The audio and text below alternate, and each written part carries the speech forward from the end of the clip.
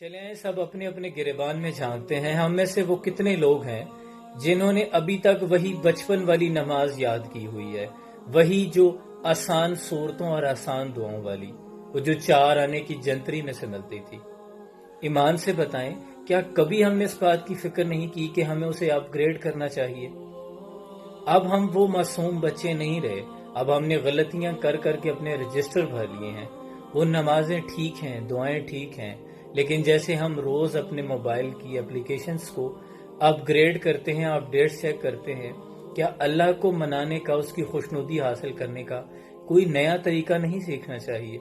हजूर अकरम सल्लल्लाहु अलैहि वसल्लम ने हमें कई वज़ाइफ बताए हैं।